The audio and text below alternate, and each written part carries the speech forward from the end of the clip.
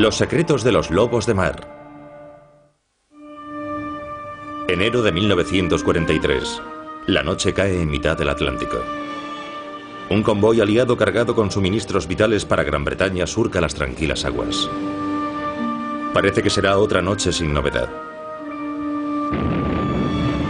De pronto, hay una enorme explosión. Uno de los buques mercantes se incendia de proa a popa.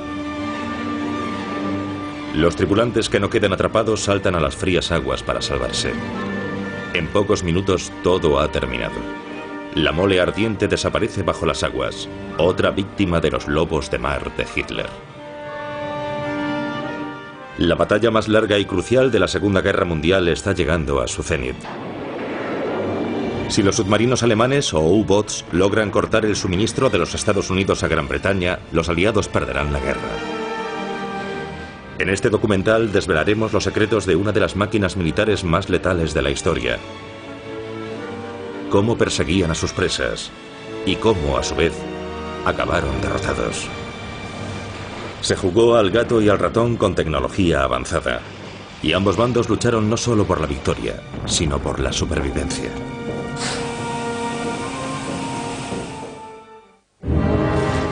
La historia de los lobos de mar empieza en la Primera Guerra Mundial, cuando Alemania es la primera en iniciar la guerra submarina. En agosto de 1914, la Marina alemana tiene 28 submarinos y 16 más en construcción. Un mes después, se cobran sus primeras presas. Hunden 3 cruceros británicos.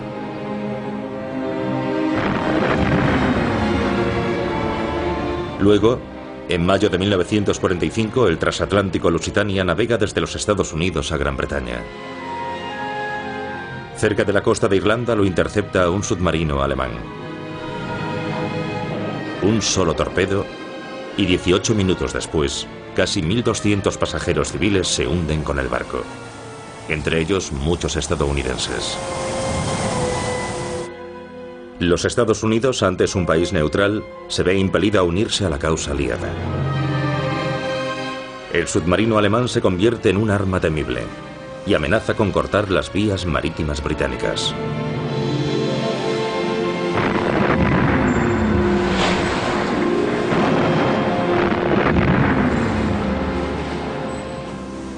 Como respuesta, Gran Bretaña adopta la táctica del convoy. Destructores armados con cargas de profundidad escoltarán ahora a los buques mercantes.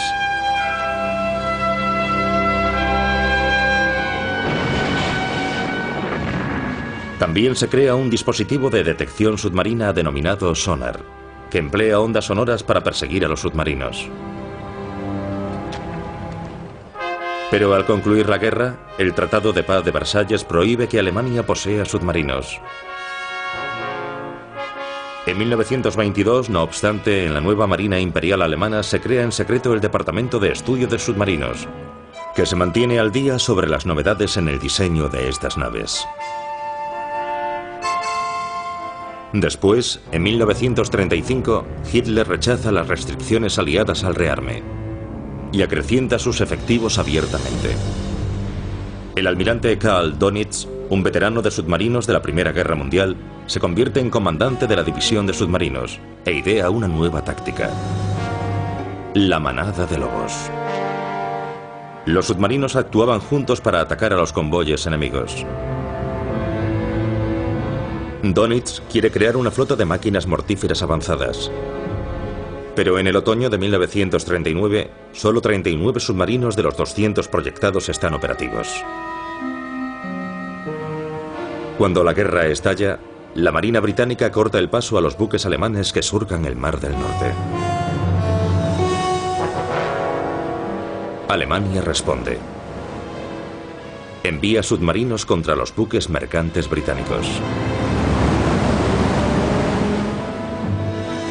Al principio, los submarinos alemanes atacan en las vías marítimas en torno a Gran Bretaña, instalando minas en las aguas costeras. El capitán Mikkel recuerda su repercusión. Estuve al mando del submarino U-19 entre septiembre y octubre de 1939. Era un submarino ligero e instalamos minas en el estuario del Humber. Las minas se cargaban en los tubos de los torpedos y se lanzaban desde el submarino sumergido. La operación tuvo bastante éxito, porque en la zona de mis minas se hundieron 3 barcos. La primera víctima es el vapor Magdapur. A solo 9 días del inicio de la guerra. Tras dificultar eficazmente el tráfico costero, los lobos de mar de Hitler ahora se adentran en el Atlántico para cortar el suministro procedente de los Estados Unidos.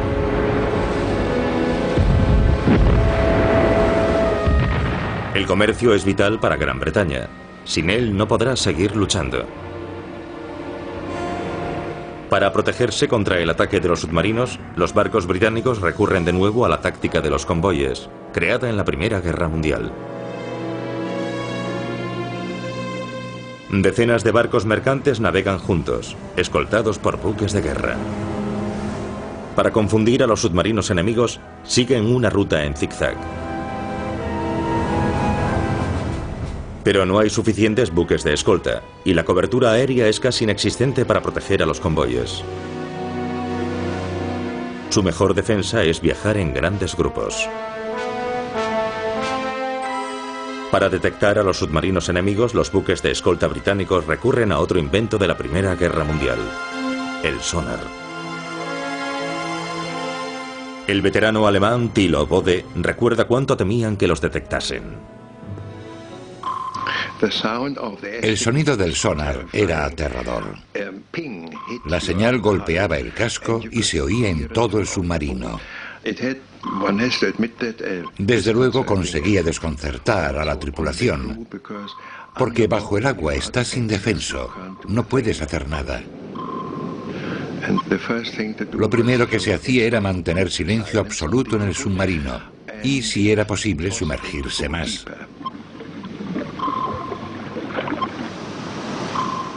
Y allí permanecías mientras ellos te buscaban y lanzaban cargas de profundidad. Era cuestión de quién aguantaba más, quién tenía más nervios de acero.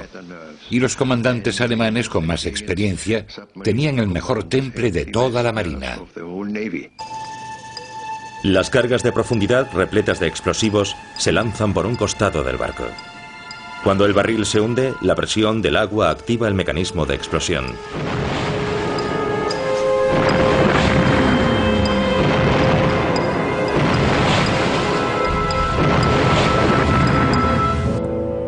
Pero el sonar tiene límites. No puede indicar la profundidad del submarino ni detectarlo donde es más probable que ataque a sus víctimas, en la superficie.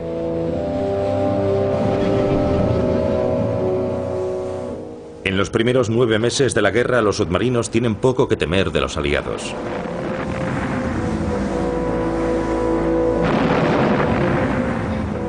Y en el verano de 1940, Alemania controla puertos franceses en el litoral atlántico y construye búnkers para submarinos en toda la costa.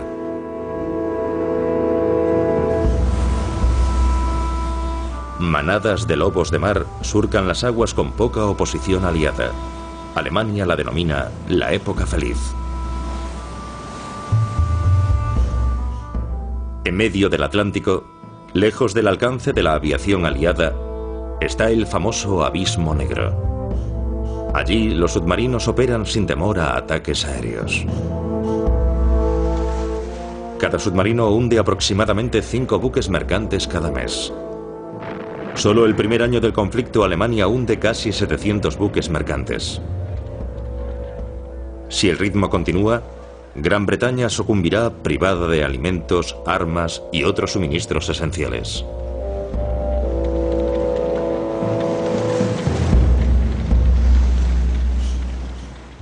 En ese momento, el elemento clave de la flota submarina alemana es el navío tipo 7. Cada uno transporta entre 11 y 14 torpedos, denominados anguilas, con 4 tubos para torpedos en la proa y 1 en popa. Su tripulación, de hasta 56 hombres, puede recorrer hasta 19.000 kilómetros en busca de presas.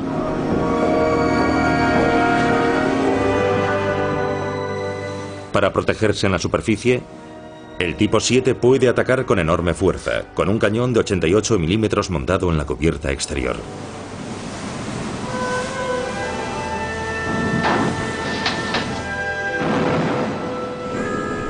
Cuando se avista un convoy, se persigue a distancia. En la cima de la torre de control, un vigilante con prismáticos busca un blanco.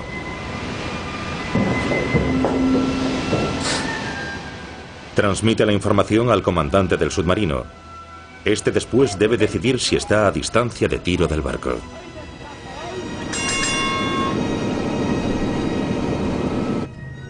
Los datos se transmiten a un calculador situado en la sala de mando y luego pasa a los indicadores de la sala de torpedos.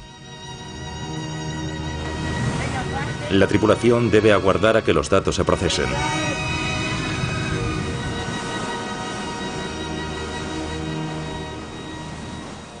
Cuando se apaga la luz roja y se enciende la blanca, hay vía libre para disparar.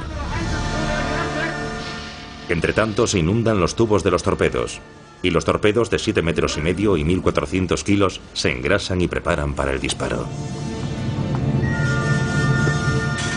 Cuando el submarino se dispone a atacar, el oficial de tiro fija el punto de mira en el objetivo.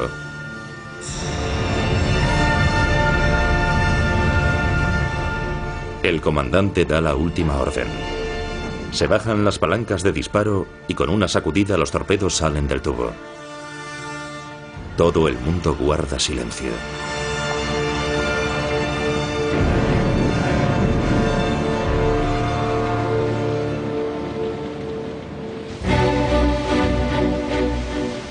Gran Bretaña debe adoptar medidas contra los submarinos. Se construyen nuevas corbetas y fragatas para suplir la falta de barcos de escolta. Pero en el apogeo de la batalla del Atlántico, los submarinos alemanes tienen una ventaja secreta sobre los británicos. Los alemanes han descifrado el nuevo código de la Marina Real. Los comandantes de los submarinos ahora saben exactamente dónde estarán sus víctimas.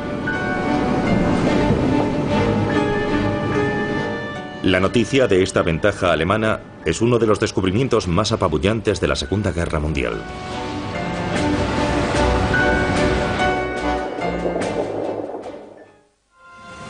En los 2 primeros años de la Segunda Gran Guerra, el ataque de los submarinos alemanes amenaza con doblegar a Gran Bretaña. Ambos bandos se comunican mediante mensajes en clave. Con un complejo despliegue de espionaje emprenden la carrera por descifrar el código del otro. Al principio, los submarinos alemanes sufren. Luego, se vengan de los aliados con eficacia demoledora. Los submarinos alemanes usan una máquina similar a una de escribir para cifrar sus mensajes. Se denomina Enigma. A partir de 1940, el espionaje aliado, con sede en Bletchley Park, Inglaterra, ha descifrado el código del ejército de tierra alemán. Pero la Marina utiliza otra combinación más compleja, que cambia de mes en mes.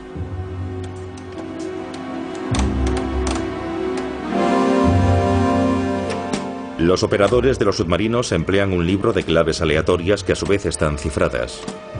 Es prácticamente inviolable.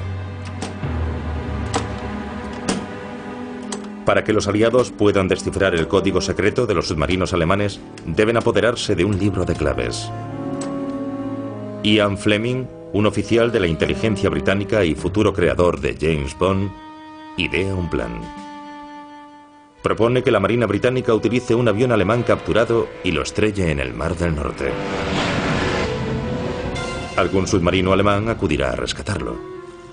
Los británicos atacarán luego al submarino alemán y se apoderarán del libro de claves. Pero los problemas logísticos del plan de ataque lo hacen casi imposible de ejecutar. Otro oficial de inteligencia, Harry Hemsley, idea un plan similar. Hemsley sabe que los alemanes usan barcos de pesca adaptados para reunir información climatológica vital en la costa de Islandia. Después envían los datos cifrándolos con las máquinas Enigma. Son un objetivo bastante fácil. El 7 de mayo de 1941, una unidad especial británica rodea al München, un barco meteorológico alemán camuflado. Los alemanes arrojan por la borda la máquina Enigma. Pero los británicos logran hacerse con la lista de claves para el mes de junio. La cuenta atrás empieza. Los aliados deben conseguir una máquina Enigma en menos de un mes, o las claves serán inútiles. No tendrán que esperar mucho. Al día siguiente, los británicos capturan una máquina naval Enigma en el submarino 110. Junto con otro submarino alemán, está a punto de atacar a un convoy en el Atlántico. Pero la corbeta británica Obrisia localiza el periscopio del U-110 y ataca con cargas de profundidad.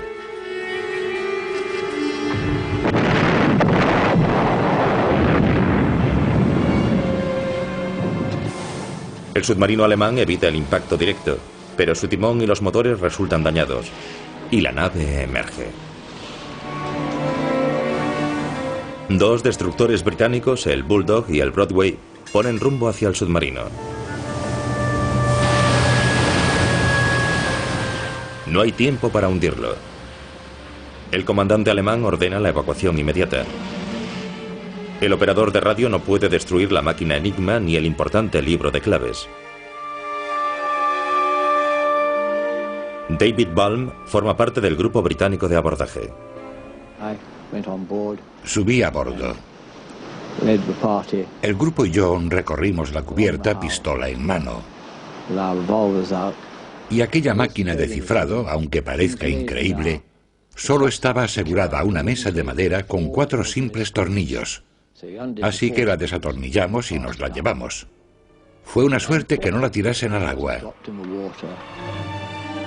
La máquina se envía a Bletchley Park. Allí los criptógrafos utilizan las claves diarias para descifrar los mensajes secretos. Los convoyes ahora pueden evitar totalmente a las manadas de lobos. En julio, los submarinos solo destruyen 17 barcos aliados. Un descenso espectacular de su promedio mensual de 58. El almirante Dönitz está perplejo por este repentino fracaso en la localización de convoyes británicos. Los británicos también se benefician del uso de un nuevo dispositivo de detección submarina, el radar centimétrico. Al contrario que el sonar, ya puede detectar submarinos en la superficie. Para los aliados, es una mejora técnica fundamental.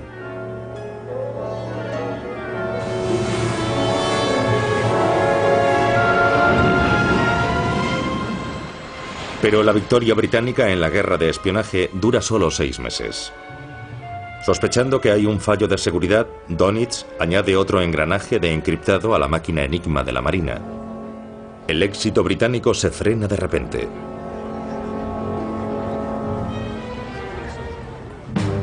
Alemania ha subsanado del todo la fuga de información y la destrucción de buques aliados vuelve a aumentar.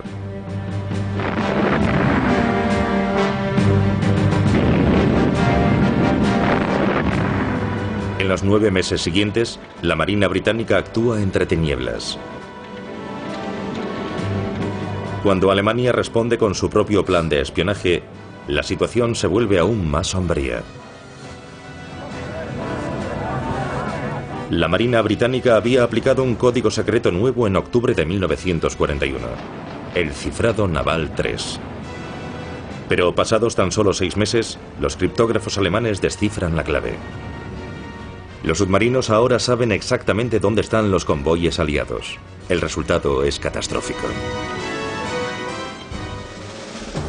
Los criptógrafos británicos tardan 5 meses en descubrir que los alemanes han descifrado su código. Se informa de inmediato al centro de inteligencia del almirantazgo.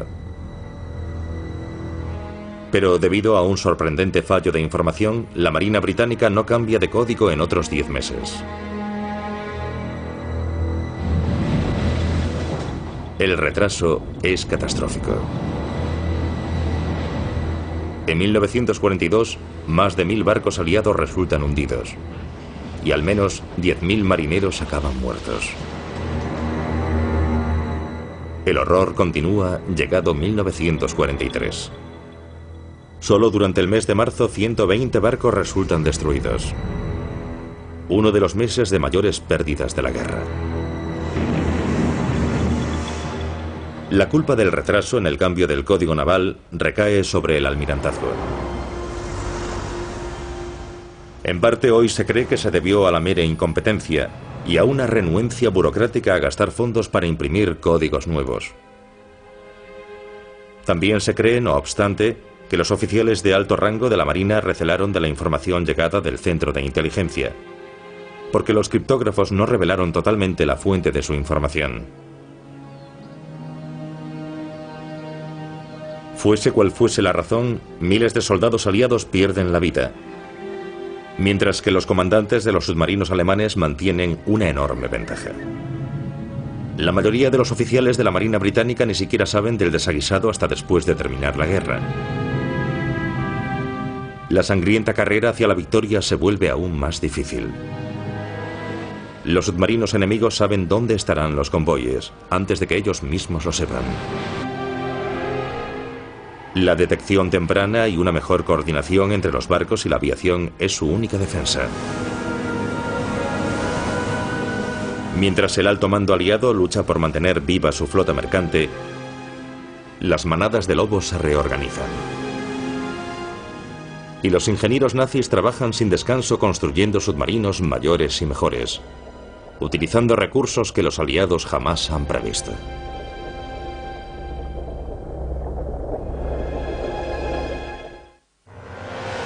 La batalla del Atlántico. Las manadas de lobos nazis actúan en grupos bajo el agua, siguiendo y acechando a sus objetivos, antes de realizar mortíferos ataques.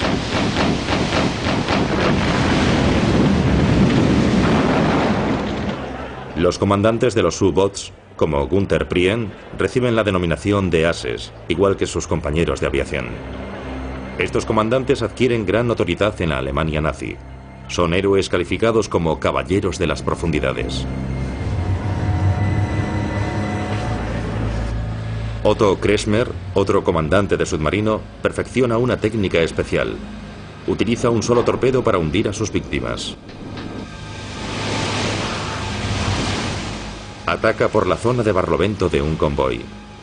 Allí, los vigías de los buques sufren el azote del viento y las olas y tienen poca visibilidad. Kretschmer se convierte en el mayor as de Alemania, con 44 buques hundidos en su haber y un total de 250.000 toneladas de carga destruidas. Pero su momento de gloria llega a su fin. En marzo de 1941, lo capturan cuando su submarino resulta hundido durante un ataque al convoy HX-112.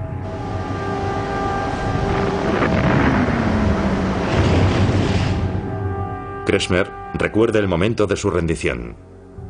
Cuando el destructor paró de disparar, tuve algo de tiempo para reunir a mis hombres en la torre de control y decirles que aquello era el fin de nuestra carrera bélica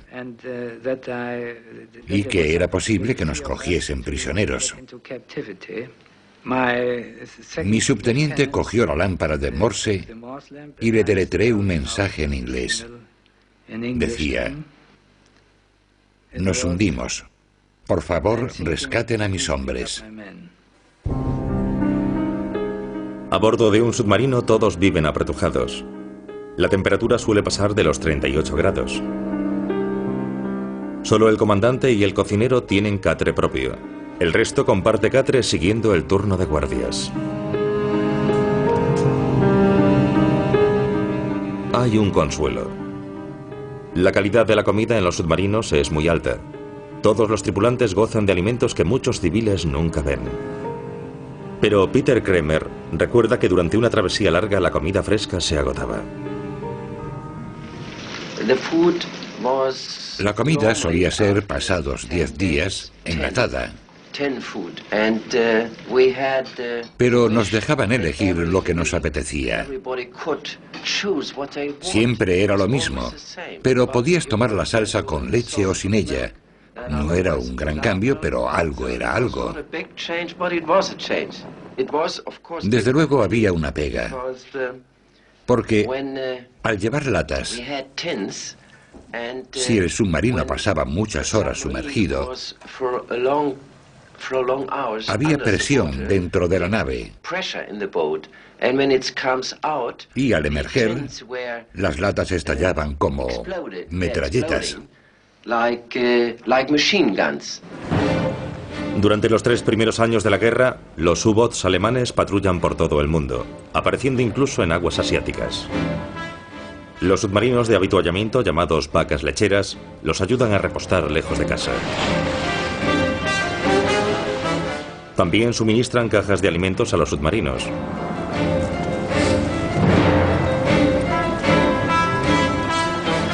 Como no existe el reconocimiento aéreo, estos submarinos de gran autonomía cuentan con un aparato ingenioso para mejorar su visión. Muchos llevan pequeños autogiros a bordo. Atados al submarino mediante un cable, se mantienen en el aire como una cometa. Desde una altura de 120 metros, incrementan la visión del submarino de 10 kilómetros al nivel del mar a casi 45 kilómetros. Por entonces, los aliados no sabían siquiera de la existencia de este recurso. A finales de 1941, el número de submarinos que patrullan los mares se ha disparado. Y pronto perseguirían a una nueva presa.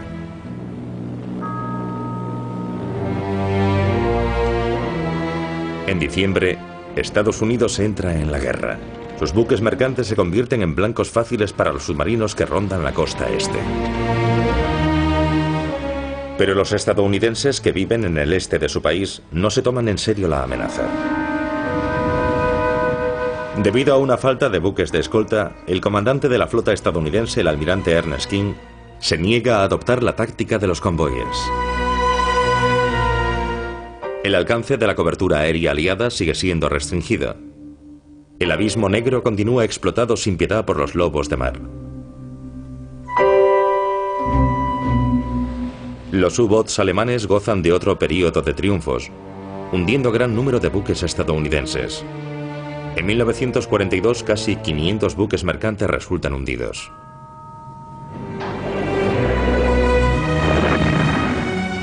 Ahora, cada viaje a través del Atlántico es una prueba de valor para los marineros aliados. La situación es crítica. Los aliados no logran fabricar suficientes barcos para compensar las pérdidas. Pero en diciembre de 1942, los criptógrafos de la inteligencia británica al fin descifran el código Tritón, usado en las máquinas Enigma de los submarinos. Una vez más, los aliados conocen los movimientos de los submarinos alemanes. Pero a principios de 1943, esto parece variar poco la situación. En las 3 primeras semanas de marzo, los submarinos alemanes hunden 72 barcos, 60 de ellos de convoyes británicos protegidos. La radio alemana presume de que es la mayor batalla contra convoyes de todos los tiempos, y de que solo se ha perdido un submarino nazi. El almirantazgo británico declara posteriormente: los alemanes nunca estuvieron tan cerca de interrumpir la comunicación entre el Nuevo Mundo y el Viejo como en los 20 primeros días de marzo de 1943. Pero sin los convoyes las pérdidas serían aún peores, y otros adelantos ayudarían a la causa aliada. La Marina británica ha mejorado poco a poco su capacidad para detectar a los submarinos y destruirlos. Y 3 nuevos portaaviones de escolta llegan al Atlántico en abril, mejorando el potencial aéreo aliado en el mar. Este apoyo aéreo proporcionaría la fuerza que tanto se necesita en la lucha por el Atlántico.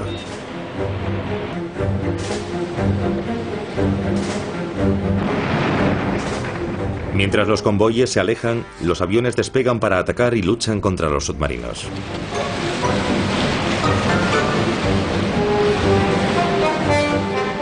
Los buques de escolta también cuentan con nuevas armas, como el Erizo, que lanza 24 bombas en trayectoria ovalada.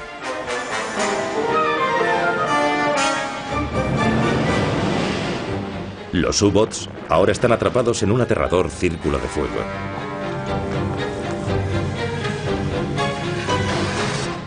También se logran mejoras clave en la detección submarina.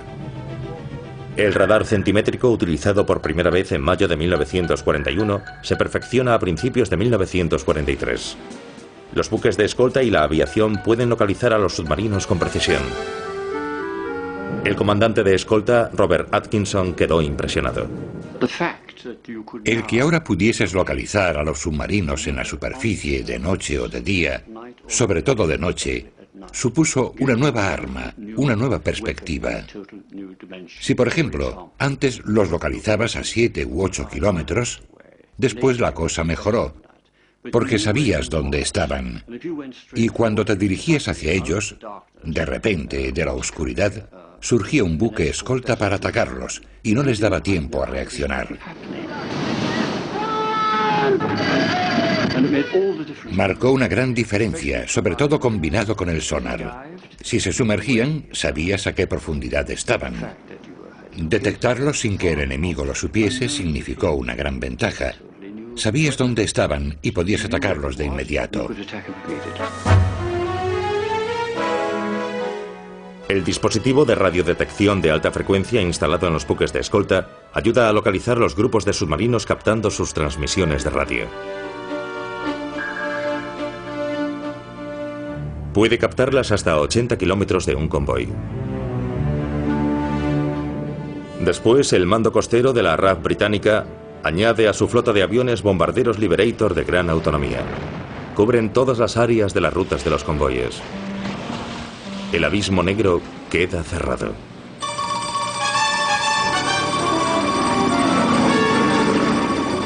Los U-Boats alemanes deben sumergirse.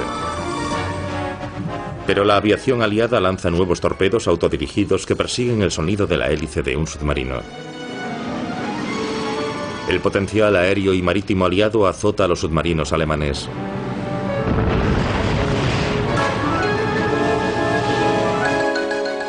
Todo está a punto para la batalla submarina más sangrienta de la historia, cuando los lobos de mar del almirante Dönitz se preparan para la caza.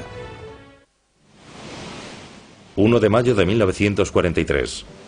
La mayor flota de submarinos alemanes reunida en toda la Segunda Guerra Mundial entra en el Atlántico. 134 U-Boats. Su primera batalla se recordaría como uno de los enfrentamientos más encarnizados de la guerra.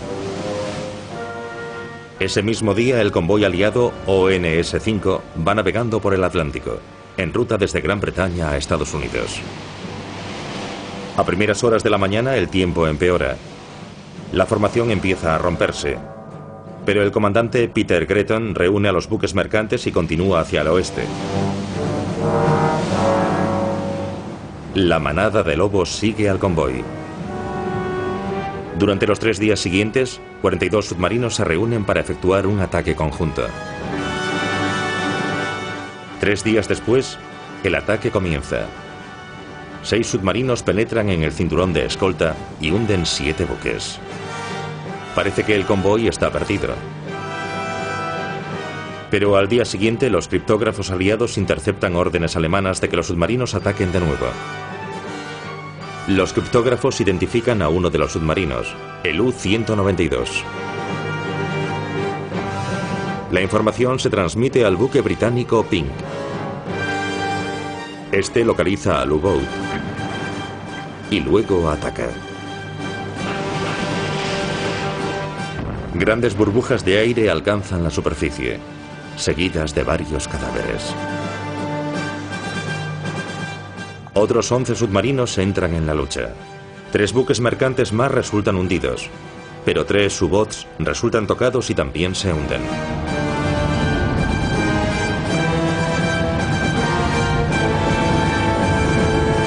El buque británico Pelican, con cobertura aérea cercana, se une a la batalla. Su radar detecta al U-438. Cuando el submarino se sumerge, el Pelican lo hunde con cargas de profundidad.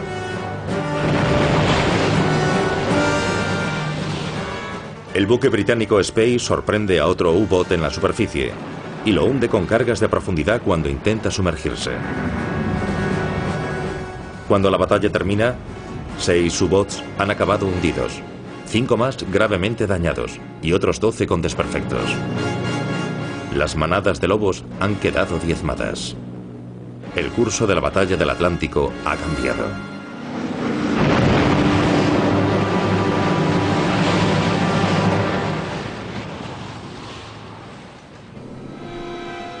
La moral de los marineros alemanes se desploma y sus submarinos se retiran de la batalla.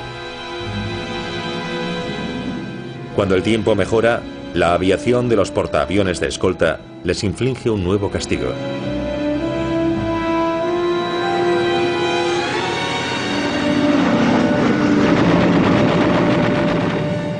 A finales de mayo de 1943, 41 U-boats han quedado destruidos y otros 37 dañados. Para los alemanes es un mayo negro.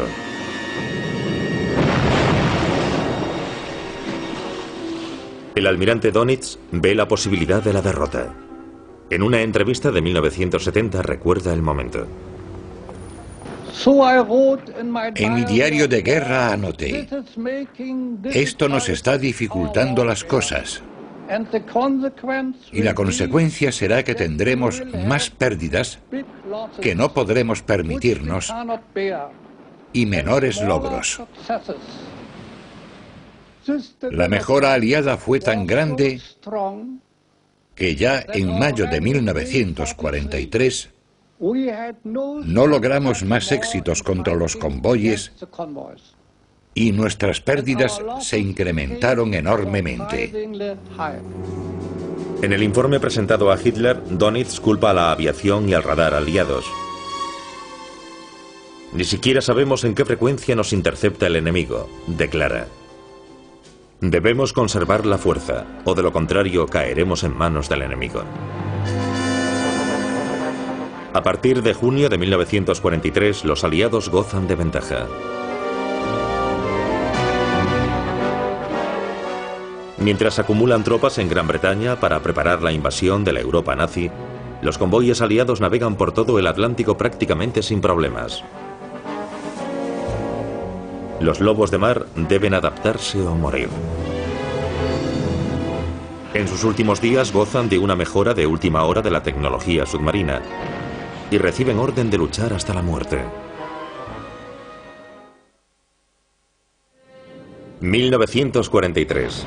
Los aliados tienen muchísimo éxito en su lucha contra los lobos de mar de Hitler.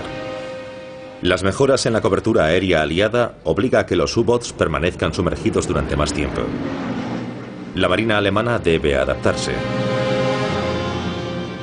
En 1944, los ingenieros nazis idean respiraderos gigantes que permiten que los submarinos estén sumergidos durante todas sus operaciones. Pero crean nuevos problemas. La velocidad de los submarinos sumergidos se reduce a solo 7 nudos. Y el agua pasa sobre la válvula superior del respiradero, absorbiendo el aire de dentro de la nave. Y la tripulación sufre un dolor intenso cuando la presión del aire desciende drásticamente.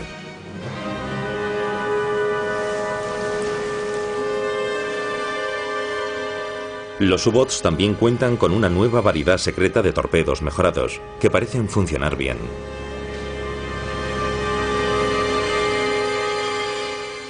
El torpedo viaja en línea recta durante cierto trecho, y luego en zigzag a la derecha o a la izquierda.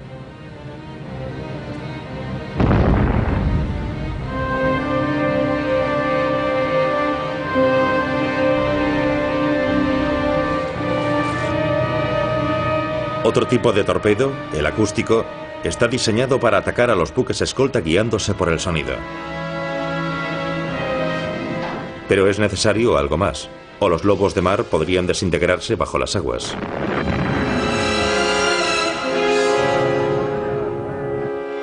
Se empieza a trabajar en una nueva generación de naves que traspasará los límites de la tecnología submarina. Se crea una nueva fuente de energía, las baterías eléctricas, que no dependerán del oxígeno atmosférico. Y se diseñan dos clases de submarinos que son más rápidos bajo el agua que en la superficie. El tipo 21 lleva casco doble.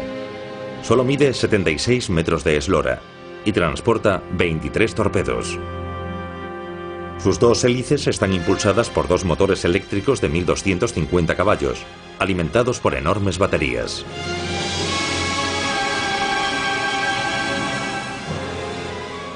En superficie puede alcanzar una velocidad de 15 nudos, pero sumergido sobrepasa los 17 nudos.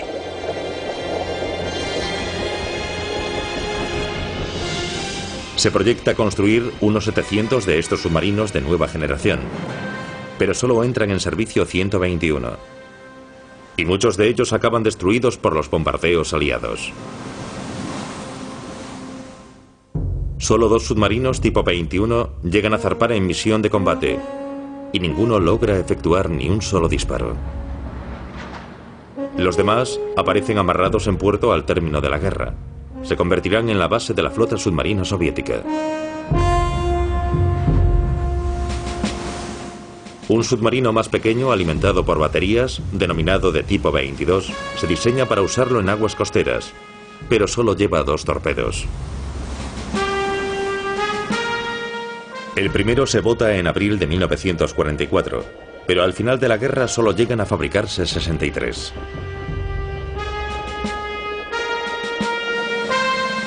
También se construyen auténticos mini submarinos. El de mayor éxito es el biplaza Seehund o SEAL, que pesa solo 15 toneladas. Opera contra los buques aliados en la costa de Holanda. Pero como muchas de las armas de Hitler calificadas como milagrosas, estos submarinos de nueva generación llegan demasiado tarde.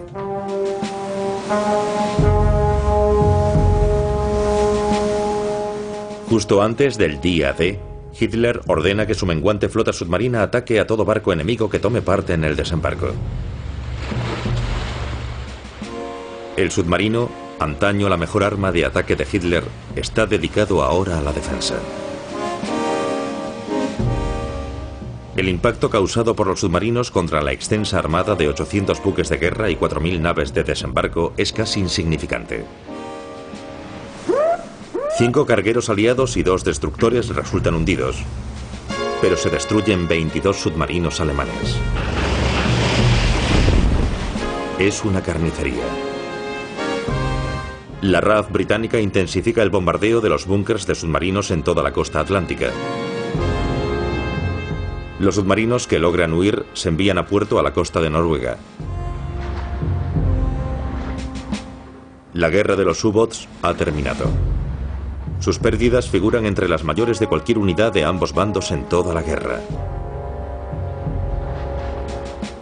29.000 marineros muertos y de los 842 submarinos en servicio, 781 resultan hundidos. Durante casi 4 años fueron la pesadilla de los aliados. Pero gracias al ingenio y valor de estos, los lobos de mar, otrora temibles, acabaron eliminados.